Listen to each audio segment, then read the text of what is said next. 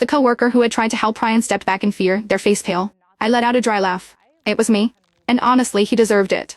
Ryan gritted his teeth and glared at me, then shouted, yeah, I deserved it. I fell for someone I shouldn't have. I'm the one being called a kept man, a plaything. But Claire, he said, looking into her eyes with a mix of defiance and passion, as long as you love me, I'll stay by your side forever. No one can take me away from you. The words were absurd, but the way he said them so firm, so sincere made him seem almost brave. Claire couldn't help but laugh. She reached out to ruffle his hair and said softly, don't be mad. You're going to make me worry. She treated him differently. That much was obvious.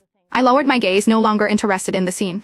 Instead, I calmly said to Claire, for my birthday this year, I want $50,000. It was funny, really. We were married, yet we didn't even have each other's phone numbers. The only time I reached out to her was when I needed money. Before we got married, we had an agreement. She wanted me, and I wanted her money. Claire had always hated how materialistic I was. But in the past, no matter how much I asked for, she would always give it to me without hesitation. This time though, she looked at me with a cold smile and said slowly, you can have the money. But Isaac, first lower your proud head and apologize to Ryan. Claire was willing to pay $50,000 to buy back my dignity and give it to Ryan in the form of an apology. It was the first time she had used money to humiliate me for the sake of another man. I clenched my fists and forced a laugh, holding back the sudden wave of pain that surged through my body. I turned and walked away. I didn't need the money anymore. For the first time, I was curious about Claire. If one day she found out that this money could have given me more time to live, if she knew how much I'd suffered before I died, what kind of expression would she have then?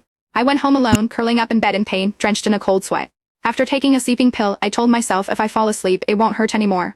Half minus the sleep I dreamed of when I was 20 years old. Claire was dirt minus spur back then, but she loved me deeply.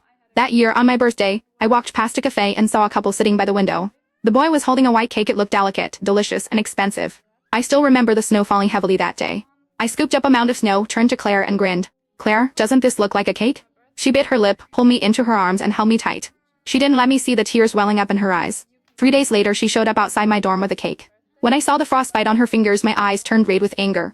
Through gritted teeth, I told her, Claire, your hands are meant for reading and running, not for ruining just to make me happy. I said I didn't deserve such an expensive cake. She frowned and immediately shot back, Isaac, you're the best person in the world. You deserve all the good things it has to offer. That day, I ate the entire cake through tears. I don't even remember what it tasted like anymore. I just know that after that, I never had a cake that tasted better. I slept for a long time. Half minus conscious, I heard my phone ringing. When I picked it up, Claire's voice came through. Isaac, she said. I smiled faintly, my voice soft as I replied, Claire, it's snowing. I want cake. Before she could respond, I turned over and fell back into a deep sleep. I slept until the middle of the night when hunger woke me up. I went to the kitchen to find something to eat, only to realize Claire had come back. She had bought Ryan a big house. They lived there together. He cooked for her, made her laugh, and waited for her to come home. Claire seemed happy. She hadn't been back here in a long time. She leaned lazily against the floor minus to minus ceiling window, her eyes fixed on me. I kept my head down and walked past her, only for her to grab my arm. Frowning, she asked softly, why have you lost so much weight?